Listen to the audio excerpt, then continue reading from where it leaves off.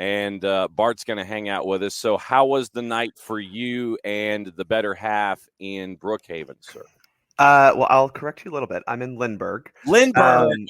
Okay. So I am about 120 yards northwest of the confluence of the Peachtree Creek North and South Fork. Literally, the confluence trail is on the other side of my apartment complex. But so that is the creek that's been causing all the problems here in Atlanta. But here in Lindbergh, we are fine. Now, literally right across the street of Piedmont, and between Piedmont and Peachtree is where all that flooding is happening. But we are dry, safe, and electrified. So thankful for that this morning. Yes, and well, let's. I'm hoping that you are safely electrified because you don't want to be dry, safe, and electrified. You want to be. You don't want to be electrified and in outdoor environs. Although watching all the live shots, I do have multiple bottles of wine that now I'm not. I don't know if I should drink this weekend or just save up for the next rainy day. Well, let me ask you this: what's West Virginia got this weekend? We play Oklahoma State tomorrow at 4 p.m. And luckily, if all things are okay, I'll be watching with my fellow Mountaineers, Peach State Mountaineers, up at Lassiter's Tavern in Vinings. So that is the hopeful plan. Well, I was going to say with all of the vino that could be Keno that you have, I mean that's why I was asking about what take the over. I think is the safe play when it comes to the total. Yes, Oklahoma State and West Virginia. Always that to me, yes, that one to me stood out with everything. You reached out yesterday, and I wanted to spend more substantive time with the reffing down here moments and getting into the arguments about penalty kicks and keepers keeping their stationary status and things like that. Which element in reffing down here did you want to tackle first as we walk through reffing down here on a Friday? Well, there are two, so I'll preface it with that.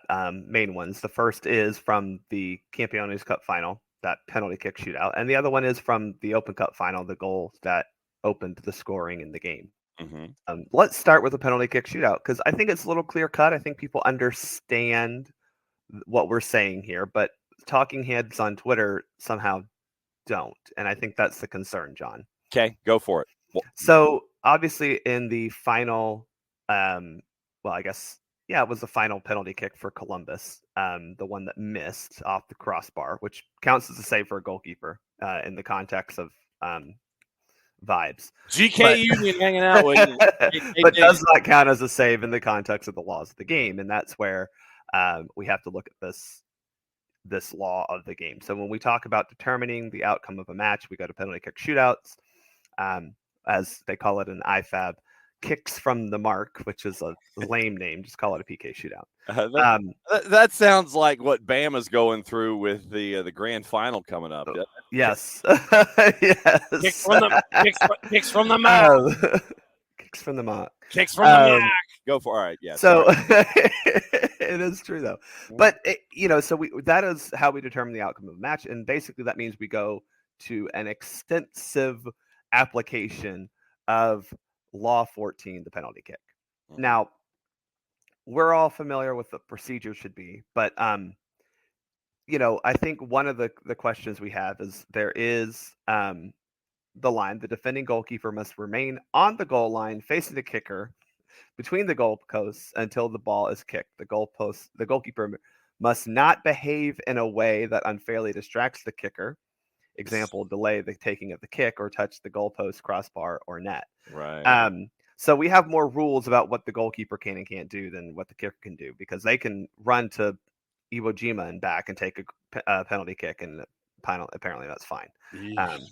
Pause for 7 minutes and finish. Take a sandwich and do your thing. Yeah.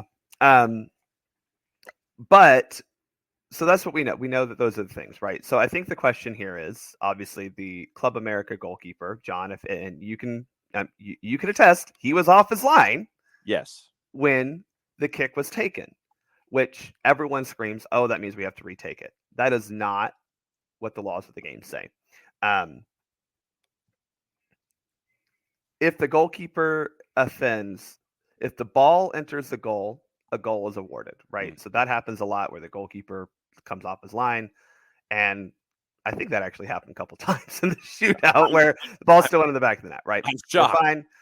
If the ball misses the goal or rebounds from the crossbar or goalposts, the kick is only retaken if the goalkeeper's offense clearly impacted the kicker. So that's kind of that key phrase there, John. And we do get an example of crossbar or goalposts, right? Which the kick hit the crossbar very loudly. Yes. Yeah, you got So I think your clang, yes. yeah, definitely. I think we would all agree that the goalkeeper just taking a half step off his line did not impact either the kicker or the result of the kick. Would you agree with that? I would agree. I would Okay. stipulate to that, yes. And so that's just where the confusion is because there was no impact. It's very similar to, you know, if I don't want to say it's an advantage because it's not quite the right word, but sometimes things happen in soccer that aren't actually impacting the game, and we kind of let them go. Similar to, maybe Erling Haaland throwing the ball against the defender's head, that we just have zero power to adjudicate or do anything about, John. Yes, absolutely true. No, I joke. But really what we're looking for there is, did the goalkeeper, I don't know, for example, rush the kicker, right? Did he run up at the kicker and that would have been, yeah, exactly. Yeah, no. That's really the only offense that we have where the result of the kick is not really important, right? Now, if the goalkeeper saves it, we retake it. Then you've got an issue. But all the others, I mean, so if a teammate of the goalkeeper offends or a teammate of the kicking team defends, they're damn fast outside the 18. Right. We do have to say if the defending team steps into the box early, right?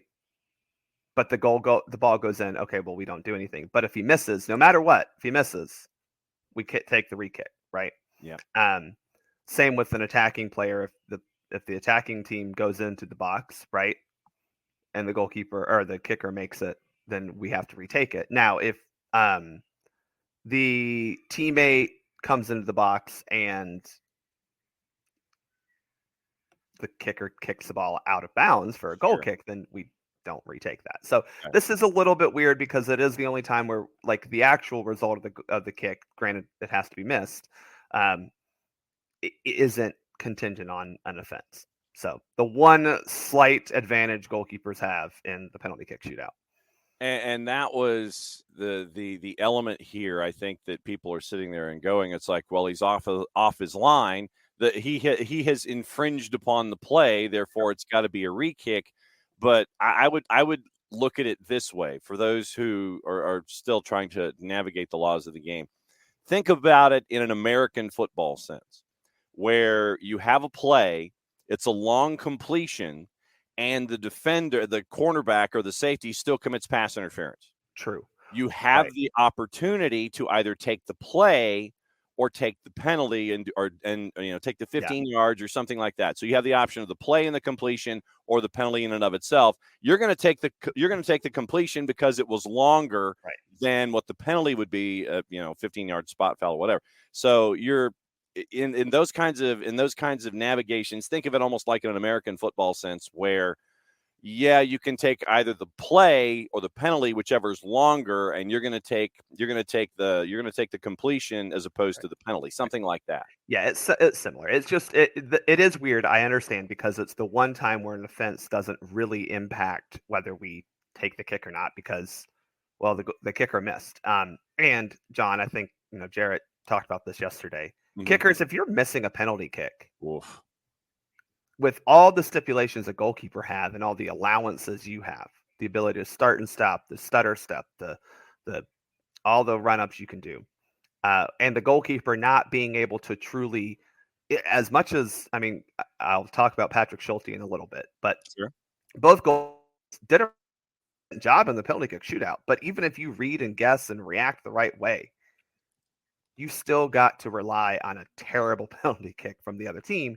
to save it. Mm-hmm. And so I'm sure Greg Garza could talk about this of coaching up kids to take a penalty kick. But kids, I got to tell you, put the ball into the corner. I mean, you're going to make it, give it Yep. some pace, put it, mid height, put it into the corner. Personally, I always aimed for literally the side netting because from 12 yards out, you can kind of see that pretty well. And about shoulder height is probably good for you. And you're probably going to score 98% of the time. Yep. By the way, I not knowing what our power situation was going to be, I gave our friends from Beyond Goals the week off, so you and I can rock and roll for a while here. Okay. So this and to your point about penalty kicks, I think that this is also something in the laws of the game that probably should continue to be looked at, addressed because of the public hue and cry over the whole thing about starts and stops. Now, I agree, John. Walk me through laws of the game, because people sit there and I know this will play well for radio, but you've got folks that want to sit there and they want to get up their quick little start. They want to do their thing. And then they'll run up and then they'll stop, and it almost looks like they're going to come to a full stop, and then they keep going, and then it's like starts and stops, and it's almost like learning how, like when we're 15 and our parent takes us to the empty parking lot to try to learn how to drive a clutch for the first time, and it's like the engine stalls, those kinds of things.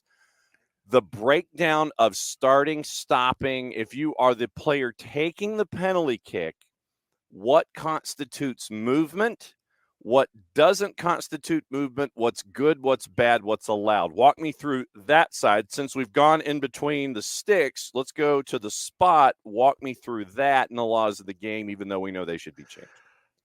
Well, and this is the issue, is there's not a whole lot in the current laws of the game about what a kicker can or can't do. Looking through Law 14, again, the penalty kick, the procedure, really we have a couple of things that we have to do before the penalty kick is taken. We have to make sure the ball is stationary with part of the ball touching or overhanging the center of the penalty mark, and the goal post, crossbar, and goal net not be moving. Okay, that's pretty standard. But that does also, again, affect the goalkeeper, right? A lot of times you've seen goalkeepers hit the crossbar, the net, all that kind of stuff. So, there's that. The player taking the penalty kick must be clearly identified. We haven't really ever had that issue truly, but that is another one that we do have to be like, number taking the penalty kick, and that means that number 7 can't then run up and take the penalty kick. The players taking the penalty kick must kick the ball forward. I've never known a penalty kicker to kick the ball backward. That's it, John. That is the end all be all of. There's some more, like the player must take the ball forward. Back heeling is allowed as long as it goes forward. The kicker must not touch the ball again until it has touched another player. So literally, that's it. which is the problem, right? Because in past iterations of the laws of the game, we did have the idea that it needs to be, I forget the exact wording, but basically a continuous run up. Right. Must, once they start their kick, that must complete it, basically. Right. That's kind of the issue, is that the stipulations on kickers has been stripped away, while we've added way more stipulations on the goalkeeper. Now, the theory for that in normal play makes sense if you think about it, right? In regulation time, in the 90 minutes that you might be playing, the penalty kick is a penalty for a direct kick foul inside the penalty area, correct? That is the point of a penalty kick. So it is supposed to be. I will stipulate to that count for you. It is supposed to be punishment for the offending team committing a foul, a direct kick foul inside their penalty area. So the fact that you have advantages giving to the attacking team who were fouled inside the penalty area makes a whole lot of sense, right? I think that is understood to be the reason behind strict boundaries on what the goalkeeper can do, and not as strict for what the kicker can do. Right. Now, we do have a lot of strict boundaries on the players not involved. Obviously, they have to be outside the penalty area, behind the ball, and behind the penalty arc. And we are very strict on don't come into the box. I think we should just make it electrified. Speaking of that, Do the like what is it that they have for dogs? The electric fence. Yes, exactly. Do something like that. But other than that, the kickers don't have a whole lot of stipulations on them, on requirements on them, other than kick the ball forward. And that is because in normal time, a penalty kick is meant to be a literal penalty against the other team, right? It is supposed to be punishment. Now, the problem I think we all have with this, John, is that when we get into tournament settings and we have kicks from the mark, it does give the kicker a grossly unfair advantage in what shouldn't be such an imbalance of advantages. Just ew, basically, is what we're staring at. And so obviously, since we are solution makers here on the show, we believe in fixing things. We fixed Open Cup yesterday. We have fixed the All-Star game in years past.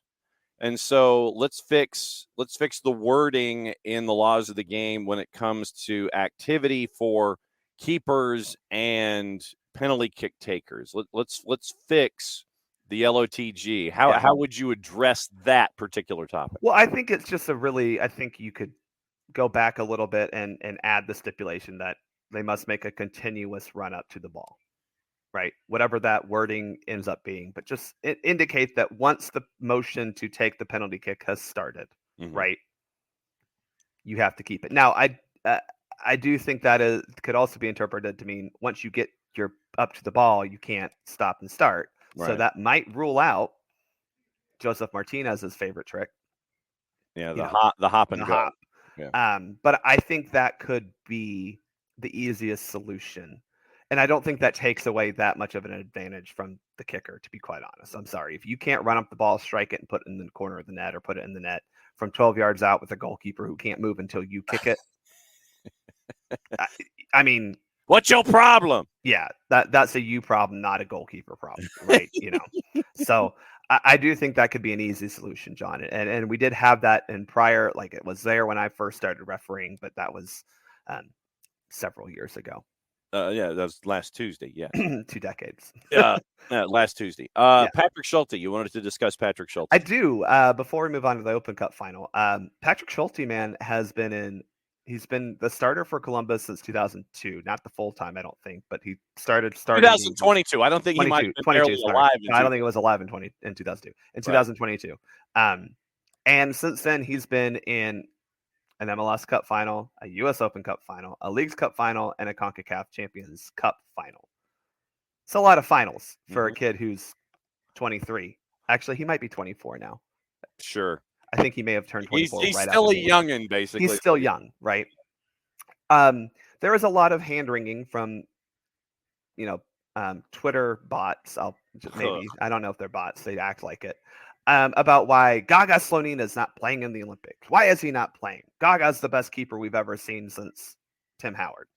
Wait, what? I like Gaga. I think he's a fine goalkeeper. He had great days in MLS. And Gaga was great in A Star Is Born. I mean, I'll give you credit. Yeah. Yeah, she was.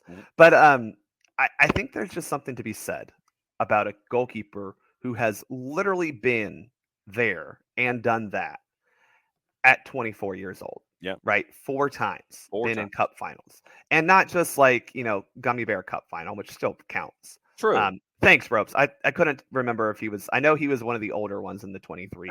But thank you. the older ones. I mean, right. That's weird. But anyway. Yes, all right.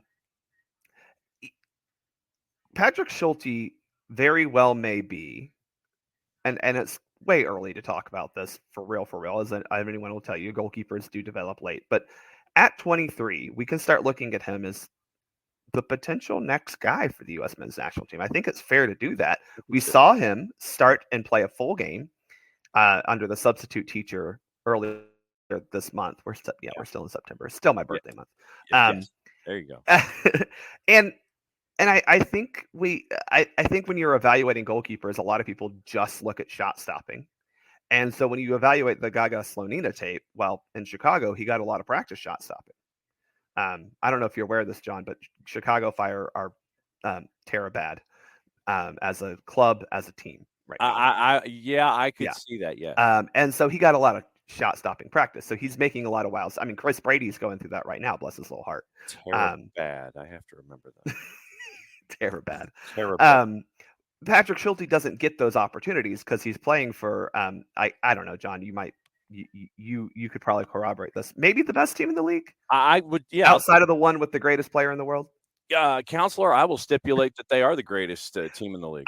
I would argue that they're still the best team, even without the best player in the world. Correct. I think that just matters. I really do. He's getting great experience. He's playing real soccer, which I think does matter. He's not playing great real soccer.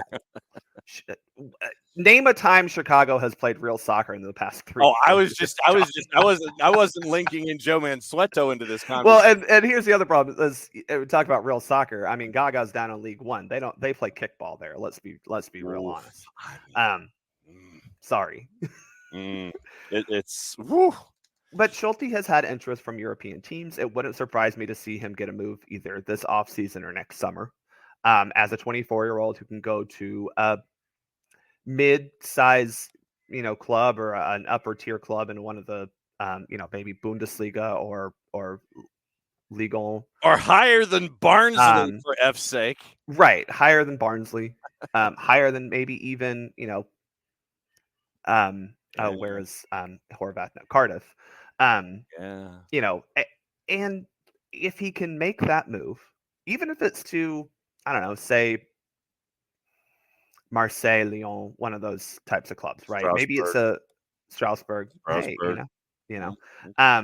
one of those types of clubs. Yeah, that's a really good move for the kid at 24, and he doesn't have to start, right? But hopefully he can start playing soon. Obviously, as we've seen with men's national team goalkeepers, they go over to Europe, they don't play, they don't start, then their form drops off. So you don't want that if you're Schulte.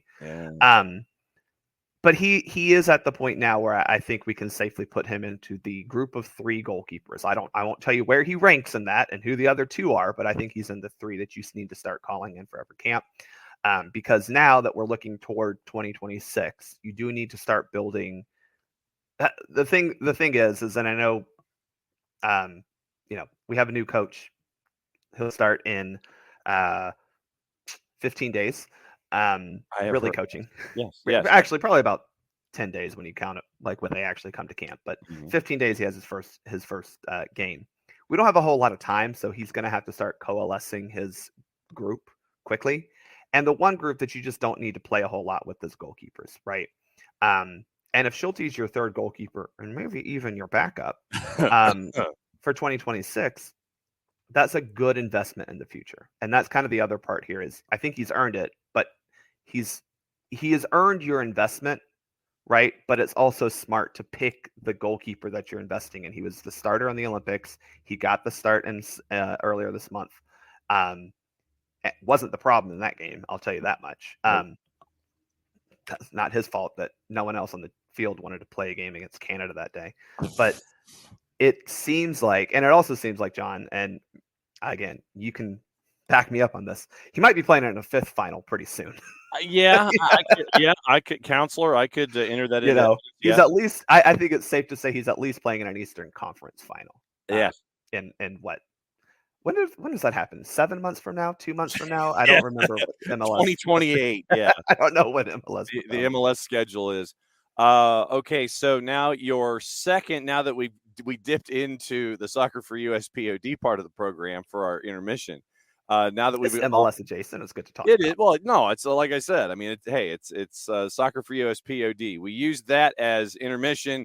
We went out to the lobby. We got ourselves a treat. Now we're back for the second half of the movie involving Open Cup. What was the moment that you wanted to attack there? Well, it's the moment that opened the scoring, like I said. Bogusz gets the ball played into him from behind. Now, Olivier Giroud is clearly in an offside position when this attacking play starts, right?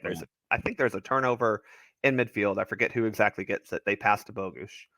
Olivier Giroud is offside. That does not matter. Again, it is not an offense in itself to be in an offside position, to quote the very first sentence of Law 11. Okay. I think we can all agree that his positioning of being super far offside did not impact the defenders, as they were all trying to hold their line with Bogusz, not at all with Giroud.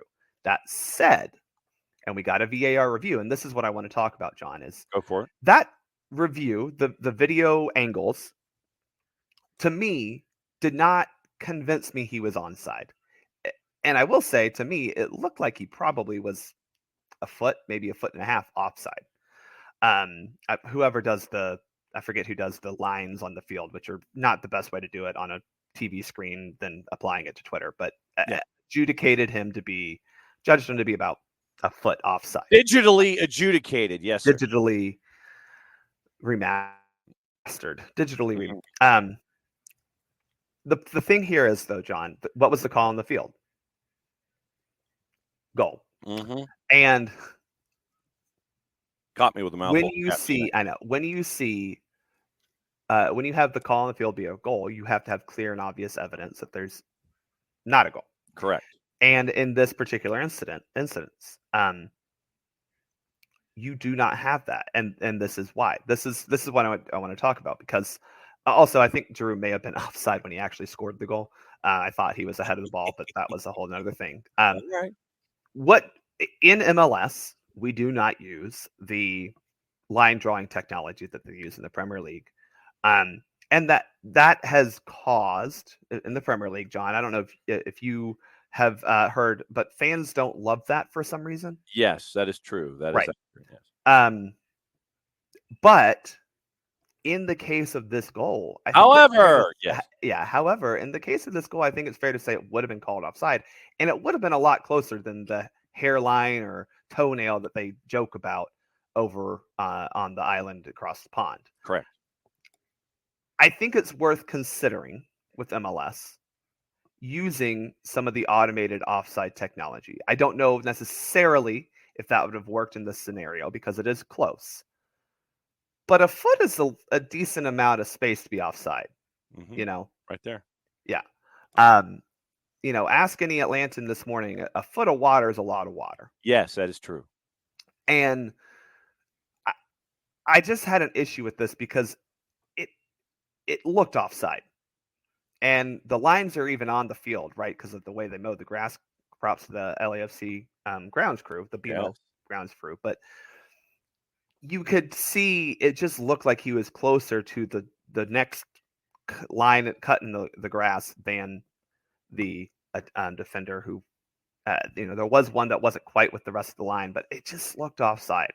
And I guess my point here is I really would like MLS to explore automated offside, because I don't know if it would necessarily fix this, right, or have overturned it or even upheld it. Right.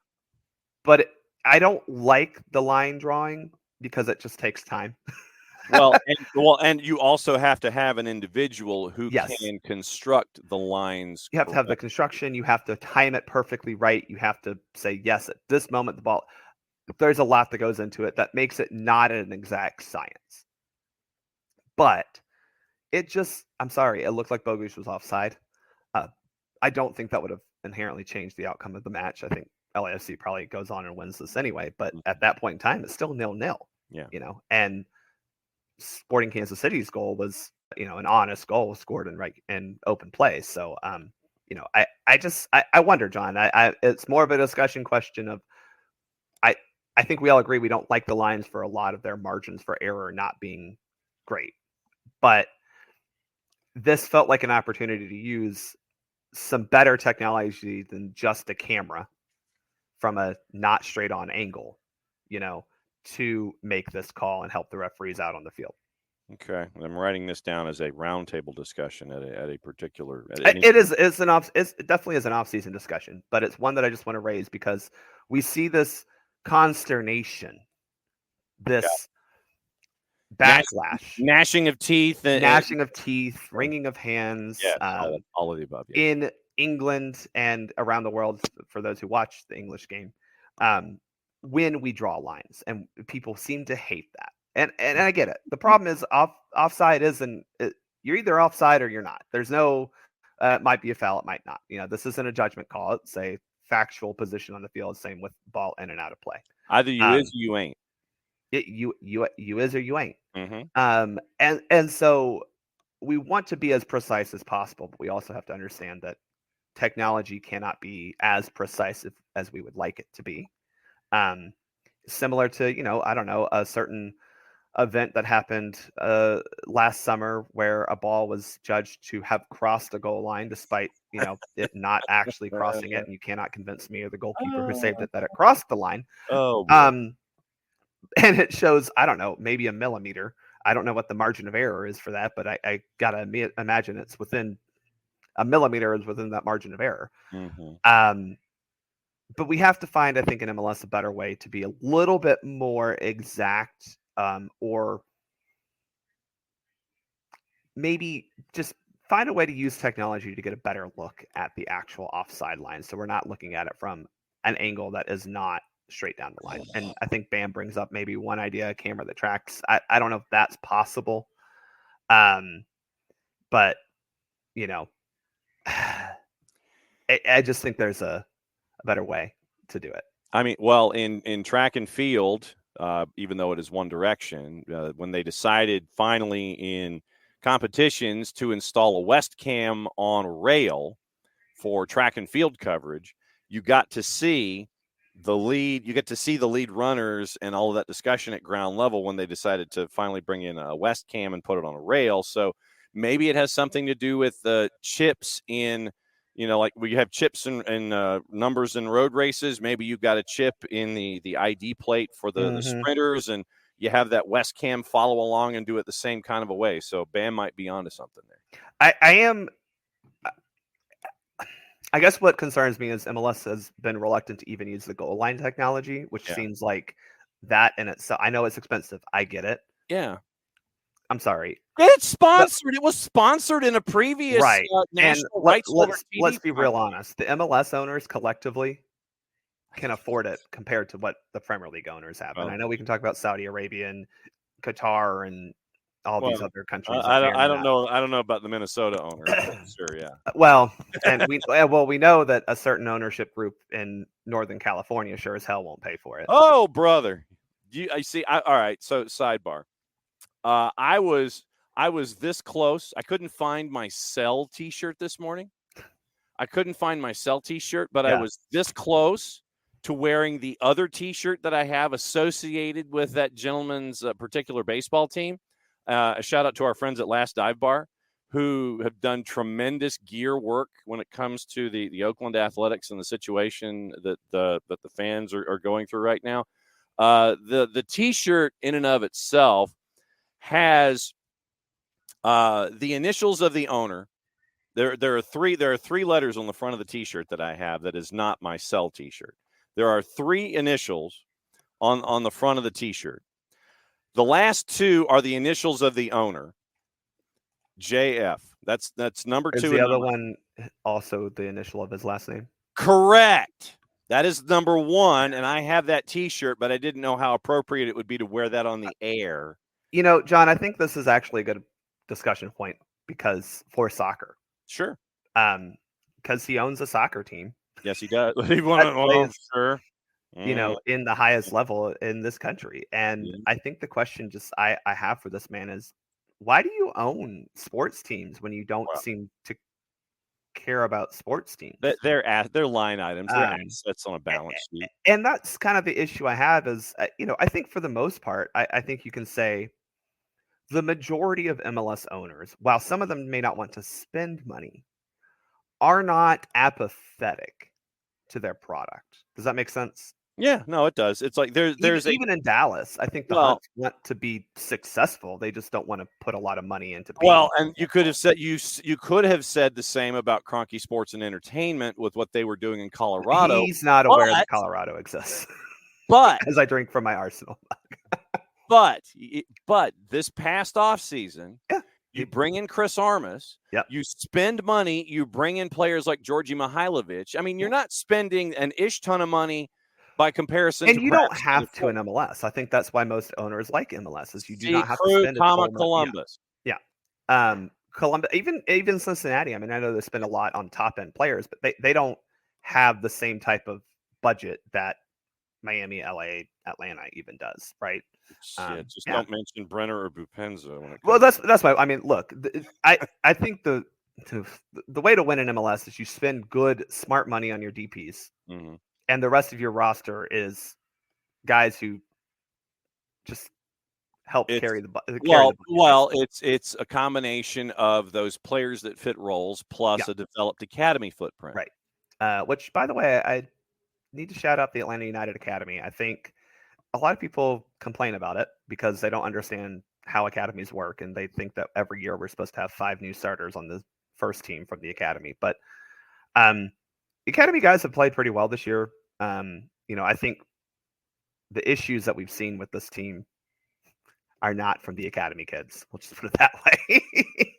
I think we would like Jay Fortune to be more consistent, but if that's your biggest complaint for a guy who wasn't supposed to be getting this many minutes, and Jay has grown into the role that he's done much better, and he has taken minutes away from others, and rightfully so. Yeah, I know. Yeah, I knew exactly where you were going with that. You okay? Yeah. Now, did you get the cough out? You all right with the? Yeah.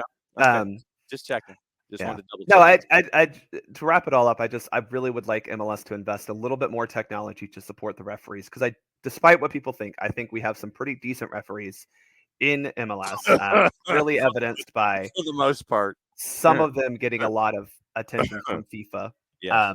Look, we have some good ones, right? And I think in the Open Cup we had a well refereed game. I think that one offside decision is an example of even really good referees are going to miss calls because these players are really fast. The ball is moving in uncoordinated ways in a lot of times, and there's just because it's so open and fluid, referees cannot be always seeing everything that comes in their purview, and that there are ways to just help with a little bit of technology. I think some automated or semi-automated, I guess, offside technology would help.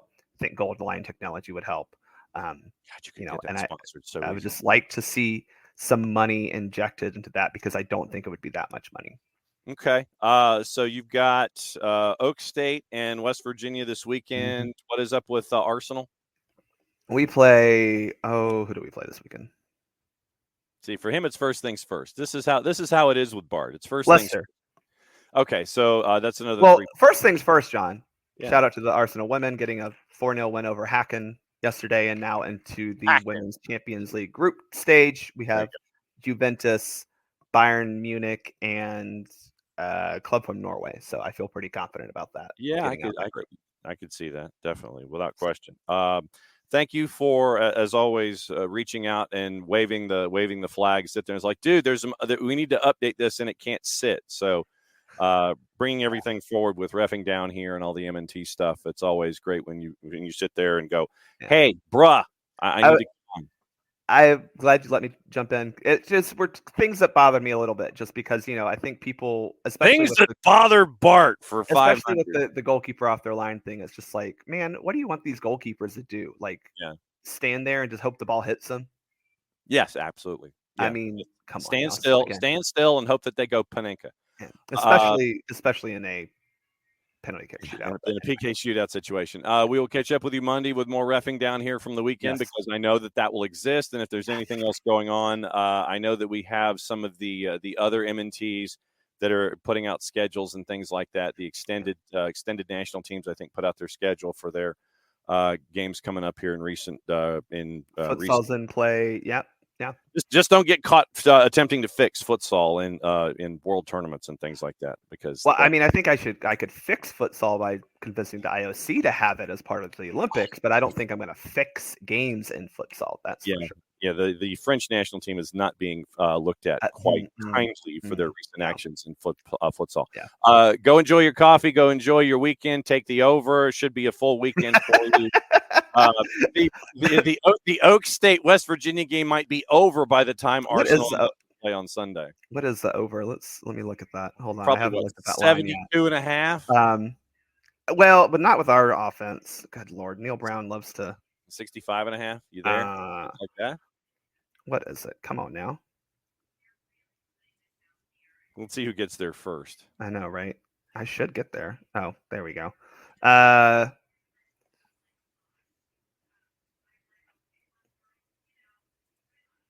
All this We've math. got. Here. Why can't I get the betting lines on? Oh, because I don't bet. That's probably why. Yeah. Well, I mean, and if you're going to pay attention to me, then you certainly don't want to do it. Oak State's got Kansas State. They're in Manhattan. That's right. No. We've got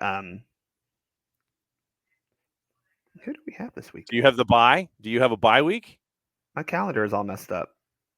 We do. We have the bye week. Oklahoma State's next weekend. Okay, so all right, so Oak State's at Kansas State, so you get the bye, and you get to make sure right. We do you're have the ready. bye. You're raring and ready to go for Atlanta United Philly at 7:30. Yes, because there's not another football game going on at 7:30 tomorrow night, John. No, there's yeah. Yeah. My theory, John. My theory. Yeah. Freaking kind of shifted eastward. It kind of went a little bit more toward Athens.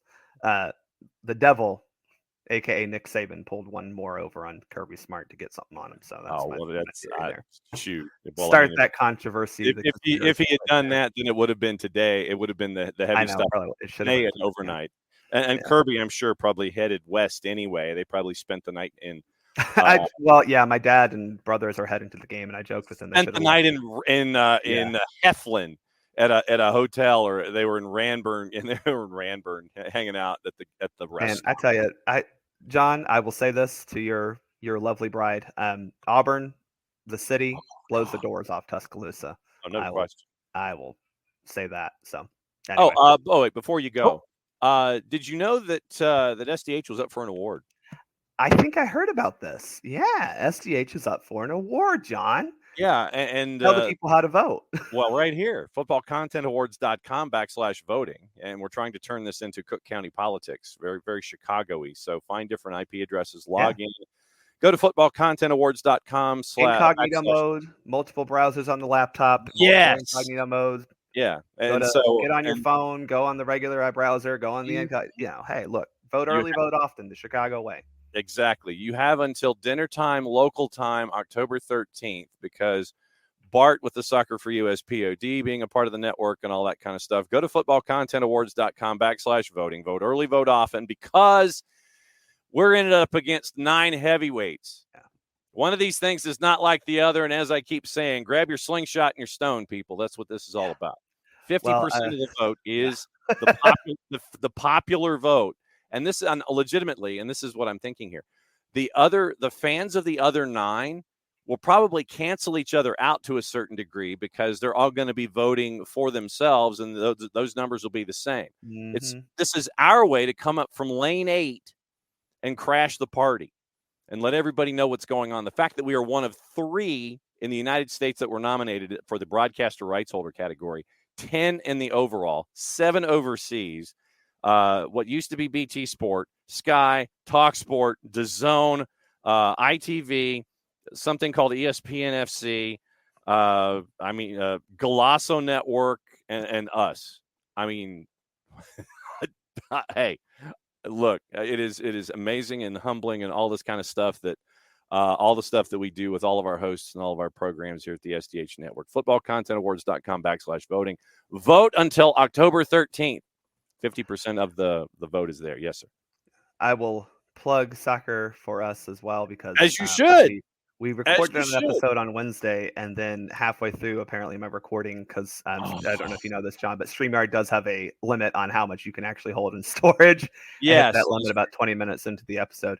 So we had a great one. We're talking about I don't know if John, if you saw this, but we have some venues for next summer that were selected, and we had some venue selected for Nations League, and we thought it was a good time to discuss why the hell the U.S. men's national team doesn't play around the country, and kind of broke down the data behind where, both the myth and the reality of, well, they only play in a handful of locations, and kind of ranted about that. So that'll we're going to re-record and hopefully come out next week, and then after that we've got Pochettino's first roster, and if you listen to that podcast, you will also hear a plug to vote Mhm. for the footballcontentawards.com/voting. Vote for soccer See, down here. see, Bart's a part of the network. He knows how this is. It's like any Go kind of any vote. program, any program attached to the network where you can have an opportunity to tell folks to vote. Literally, this is what we're here for. Go enjoy your college football where nothing's going on. So whenever Arsenal's playing Leicester, you can enjoy that. Go back, take your nap, enjoy things, and we'll be back with you 10 o'clock on Monday morning. Be safe, my friend. Y'all be safe. Hope everyone stays dry. Hopefully everyone stays, power either comes back soon or stays on. Abby, enjoy your tub full of water. Yes, we're going to get into that discussion with Abby and learning folks. Enjoy your caffeine. We'll see you soon.